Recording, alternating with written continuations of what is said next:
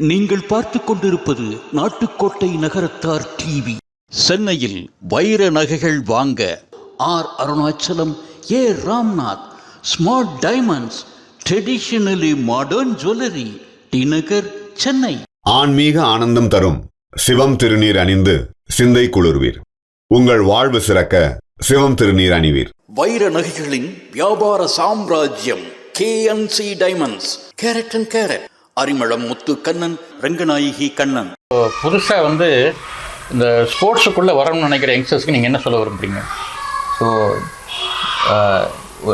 நிறைய ஆர்டர் போடுங்க. ரிசல்ட் கிடைக்குமா கிடைக்காதான்னு யோசிக்காதீங்க. இப்போ கிடைக்கலாம், இல்லை 10 இயர்ஸ் கழிச்சு கூட கிடைக்கலாம். ட்ரை பண்ணே இருங்க, பாதியிலே வர வேணாம். தம்பி, இந்த ஸ்போர்ட்ஸுங்கிறது உங்களுடைய வாழ்வாதாரத்திற்கு, உங்களுடைய வேலைக்கு எந்த அளவில் ஹெல்ப் பண்ணணும்னு நினைக்கிறீங்க? ஸோ இப்போ எப்படி எனக்கு காலேஜ் ஸ்போர்ட்ஸ் கோட்டா மூலமாக கிடச்சிதோ, அதே மாதிரி நிறைய வேலை இருக்குது, கவர்மெண்ட் ஜாப்ஸ் இருக்குது ஸ்போர்ட்ஸ் கோட்டில் கிடைக்கிறதுக்கு. அதே மாதிரி இப்போ நான் ஆட போகிற டீம்லேருந்து எனக்கு வேலை கொடுக்க இன்னொரு 3-4 இயர்ஸ்லேருந்து நம்ம நல்லா அந்த டீமுக்கே நல்லா பண்ணிட்டு இருந்தால் கண்டிப்பாக எம்ப்ளாய் ஆக்கிடலாம், அவங்களே ஆக்குவாங்க. சரி தம்பி, இப்போ நம்ம ஃபார்வர்டு கம்யூனிட்டிங்கிற இதில் இருக்கோம். அரசாங்கத்தின் சார்பாக எந்த ஒரு உதவியும் கிடையாது. ஆனால் ஸ்போர்ட்ஸ் கோட்டா மூலமாக காலேஜில் இடம் கிடைக்கும், வேலையும் கிடைக்கிறதுக்கு வாய்ப்புகள் பிரகாசமாக இருக்குது. 100% அதெல்லாம் பார்க்க மாட்டாங்க. ஸோ இங்கே ஸ்போர்ட்ஸ் கோட்டாவில் இல்லை பிசிஆ எஃப்சிஆங்கிறதெல்லாம் கணக்கில் கிடையாது.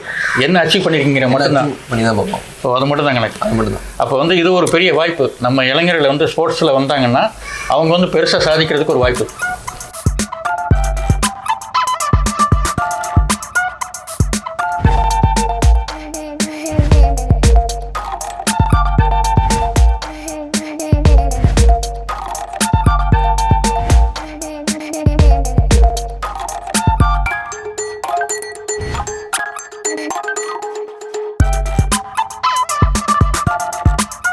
நாட்டுக்கோட்டை நகரத்தார் இணையவழி தொலைக்காட்சி நேயர்கள் அனைவருக்கும் இனிய வணக்கம்.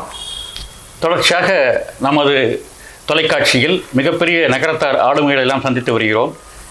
நமது நிகழ்ச்சிகளில் வளரும் சிகரம் என்றொரு நிகழ்ச்சி ஒளிபரப்பாகி கொண்டிருப்பதை நீங்கள் எல்லாம் அறிவீர்கள்.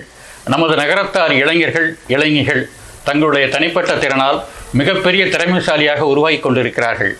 அவர்களை இந்த சமூகத்திற்கு அறிமுகப்படுத்தி அவர்கள் செய்து கொண்டு இருக்கக்கூடிய திறமைகளை வெளிப்படையாக காட்டுவதற்காக இந்த நிகழ்ச்சி ஒளிபரப்பாகின்றது. இன்று ஸ்போர்ட்ஸில், அதாவது கிரிக்கெட்டில் மிகப்பெரிய திறமைசாலியாக விளங்கி கொண்டிருக்கக்கூடிய அருணாச்சலம் என்ற இளைஞரை சந்திக்க இருக்கிறோம். தம்பி வணக்கம். தம்பி, இன்ட்ரடியூஸ் பண்ணிக்கங்க. உங்கள் அப்பா பேர் என்ன? எங்கள் அப்பா பேர் வெங்கடாச்சலம். எந்த ஊர் நீங்கள்? நாங்கள் காரைக்குடி. கோயில் தம்பி நீங்கள்? இளையாத்தங்குடி பட்னசாமி. இளையாத்தங்குடி பட்னசாமி. மகிழ்ச்சி தம்பி. நீங்கள் எங்கே படிச்சுட்டு இருக்கீங்க? இப்போ பிகாம் 3rd இயர் படிக்கிறேன் விவேகானந்தா காலேஜில். சரி, நீங்கள் இப்போ கிரிக்கெட்டில் பெருசாக நீங்கள் அச்சீவ் பண்ணுறதா சொல்கிறாங்க. என்ன செஞ்சுட்டு இருக்கீங்கிறத பற்றி ஷார்ட்டாக சொல்லுங்கள். இப்போது ஃபர்ஸ்ட் டிவிஷன் ஆடுறேன் இந்த வருஷம்.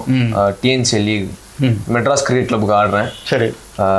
போன வருஷம் Under-19 தமிழ்நாடு ஸ்டேட்டுக்கு ஆடினேன். சரி.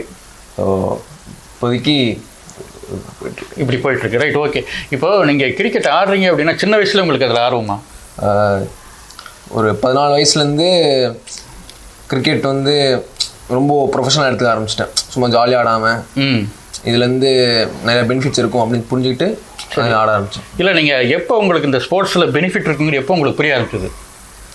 ஸோ நம்ம யூஸ்வலாக பார்க்குறோம் நிறைய ஸ்போர்ட்ஸ்லேருந்து என்ன இதுலேருந்து நிறைய கற்றுக்கலாம். நம்ம அதுக்கு பெரிய நிறைய கிரெடிட்ஸ் இருக்குது, மக்கள் மத்தியில் பெரிய ஆதரவு இருக்குங்கிறது ஒரு பக்கம்.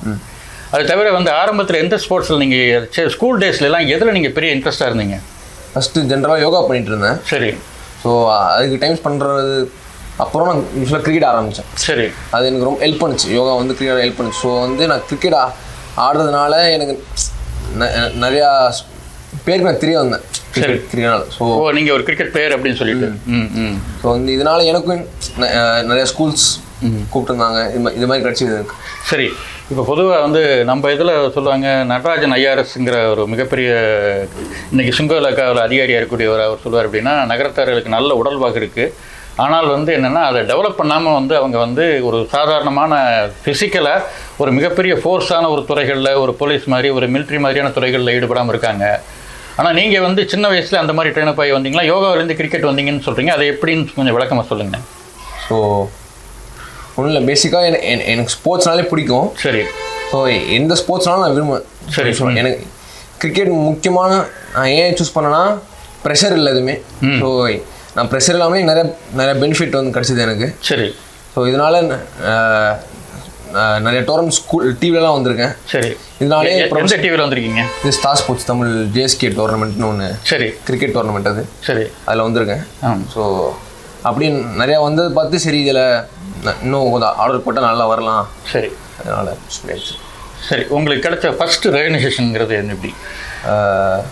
4th டிவிஷன் டிஎன்சி லீக் ஒன்று ஆடிருக்கேன். சரி. அதில் 7 விக்கெட் எடுத்தேன். நியூஸ் பேப்பரில் வந்திருக்கேன். ஸோ அதை வச்சு நான் ஒரு நெக்ஸ்ட் 2 இயர்ஸ் என் பேர் எல்லாருக்குமே ஒரு கிரிக்கெட்டிங் போர்டில் கொஞ்சம் தெரிய அமைச்சிருது. சரி. இப்போ நீங்கள் வந்து பேசிக்காக எதை நீங்கள் சூஸ் பண்ணீங்க? நீங்கள் பேசிக்காக பவுலரா இல்லை வந்து ஃபாஸ்ட் பவுலர்? Fast bowler. அதெல்லாம் உங்களுக்கு இன்ட்ரெஸ்ட்? உங்களுக்கு அதில் ரொம்ப இன்ட்ரெஸ்ட். நிறையா இந்தியன் ஃபாஸ்ட் பவுலர் பார்த்து எனக்கு ரொம்ப பிடிச்சது. சரி. இப்போ உங்களுடைய மனசை நீங்கள் ரொம்ப விரும்பி ரசிக்கக்கூடிய கிரிக்கெட்ஸ்மேன் அப்படின்னா யார் சொல்லுவாங்க? மகேந்திர சிங் தோனி, ஜஸ்பிரீத் பும்ரா. இப்போ இவங்கெல்லாம் உங்களுக்கு மென்டர் மாதிரியா? ஜஸ்பிரீத் பும்ரா ஒரே கேட்டகரி. ஸோ அதனால் நிறையா பார்ப்பேன் வர. சரி. தோனி வந்து அவர் கேப்டன் ஸ்கில்ஸ் அதனால் எல்லாருக்குமே பிடிக்கிறனால ஜென்ரலாக அவர் கேப்டன்ஸ்னால பிடிக்கும். ஸோ அதனால் உங்களுக்கு வந்து தோனி. இப்போ புதுசாக வந்து இந்த ஸ்போர்ட்ஸுக்குள்ளே வரணும்னு நினைக்கிற யங்ஸ்டர்ஸ்க்கு நீங்கள் என்ன சொல்ல விரும்புறீங்க? ஸோ ஒரு நிறைய ஆர்டர் போடுங்க. ரிசல்ட் கிடைக்குமா கிடைக்காதான்னு யோசிக்காதீங்க. இப்போ கிடைக்கலாம், இல்லை 10 இயர்ஸ் கழிச்சு கூட கிடைக்கலாம். ட்ரை பண்ணே இருங்க, பாதிலே வர வேணாம். அது ஒன்ஸ் கான்ஃபிடென்ட்டாக அதில் எஃபர்ட் போட்டால் கண்டினியூஸாக போட்டு இருக்கணும். 4-5 இயர்ஸில் எதிர்பார்த்துன்னு இருக்க முடியாது. ஸோ லாங் டேர்மில் வெயிட் பண்ணணும். வெயிட் பண்ணால் உங்களுக்கு பெரிய சக்ஸஸ்ஃபுல்லாக வர்றதுக்கு ஓகே வர்றதுக்கு உண்டான வாய்ப்புகள் இருக்குது. உங்களுடைய கோச்சை பற்றி சொல்லுங்கள்.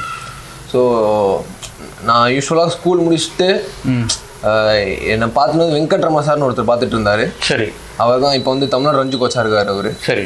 அவர் தான் அவர் தான் நிறைய சான்ஸ் கொடுத்தாரு. இது நான் இன்னைக்கு சஜஷன் இல்லை. இப்போ நீங்கள் வந்து ஒரு கோச் உங்களை சூஸ் பண்ணி சான்ஸ் கொடுத்தாரா?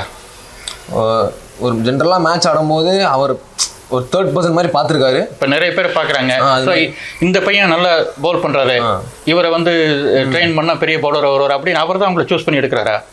ஸோ அப்படி கிடையாது. நம்ம நல்லா பண்ணுற மேட்ச் பார்த்துட்டு அவர் அங்கே வந்து 3rd பர்சனாக நம்மளை எடுப்பாருங்க. சரி. ஸோ இது நல்லா பண்ணுறான் அப்படின்ட்டு. சரி. அது மூலமாக அப்படியே இப்போதைக்கு அவர் சப்போர்ட் பண்ணிட்டு இருக்காரு. சரி. ஒரு மென்டர் மாதிரி அவர் சப்போர்ட் பண்ணிட்டு இருக்காரு. சரி. இப்போ வந்து சமீபத்தில் ஆடின மேட்ச் என்னன்னு? போன வருஷம் அக்டோபர் மாதம் வந்து 19 ஸ்டேட் டோர்னமெண்ட் குஜராத்தோட சண்டிகரோட பிசிசிஐ டோர்னமெண்ட் இவங்களோட ஆடினோம். அதில் ஒரு மேட்ச் 3 விக்கெட், இன்னொரு மேட்ச் 2 விக்கெட் எடுத்து பேர்லாம் வந்திருக்கு. சரி. இப்போ வந்து தம்பி, இப்போ 2 விஷயம் தம்பி. நீங்கள் கிரிக்கெட் என்ன மாதிரி நீங்கள் எஃபர்ட் போடணும்? எப்படி நீங்கள் வந்து டெய்லி ட்ரைனிங் எப்படி உங்களுக்கு என்ன மாதிரி? ஒரு நாள் டெய்லி கத்தல ஒரு 7லேருந்து ஒரு 9 இருக்கும். நெட்ஸ் இருக்கும். ஈவினிங் ஜிம் இருக்கும். இது மாதிரி நீங்கள் மாற்றி ஈவினிங் காத்தலாம் கிரிக்கெட் இருக்கும்போது ஈவினிங் ஜிம், அடுத்த நாள் பிரேக், திரும்ப அதுக்கு அடுத்த நாள் ஜிம், அடுத்த நாள் கிரிக்கெட். அது மாதிரி நீங்கள் டெய்லியும் ஒரு பாடி மென்டலி இன்வால்வ் பண்ணி இருக்கணும். ரைட். இப்போ ஸ்போர்ட்ஸ் ஒரு பக்கம், படிப்பு ஒரு பக்கம், எப்படி நீங்கள் பேலன்ஸ் பண்ணுறீங்க? ஸோ பேசிக்காக காலேஜ் வந்து ரொம்ப சப்போர்ட் பண்ணுறாங்க கிரிக்கெட்டுக்காக. இப்போது நான் வந்து ஸ்போர்ட்ஸ் கோட்டெல்லாம் சேர்ந்துருக்கேன் காலேஜ். இந்த காலேஜில் வந்து அவ்வளோ எளிதாக இடம் கிடைக்காது இல்லையா? விவேகானந்தா காலேஜ் மயிலாப்பூருங்கிறது ஒரு பெரிய ப்ரெஸ்டீஜியஸ் காலேஜ். அது இப்போ ஸ்போர்ட்ஸ் கோட்டனால எனக்கு வந்து நான் காலேஜ் போகணுன்னு அவசியம் இல்லை எனக்கு. இப்போ நான் எக்ஸாம் மட்டும் அட்டன் பண்ணால் போதும். எனக்கு வந்து அந்த எக்ஸாம் அட்டன் பண்ணுற அளவுக்கு எனக்கு எல்லாமே அவங்க ஹெல்ப் பண்ணிடுவாங்க. சரி. ஸோ மினிமம் பாஸ் பண்ணது தான் எனக்கு யூஸ்ஃபுல்லாக இருக்கும். ஸோ ரெண்டுமே என்னால் பேலன்ஸ் பண்ண முடியுது. சரி. இப்போ நீங்கள் ஒரு கிரிக்கெட்டரை ட்ரெயின் பண்ணுறதுக்கு வீட்டில் அப்பா அம்மா எந்த அளவு உங்களுக்கு ஹெல்ப் பண்ணுறாங்க?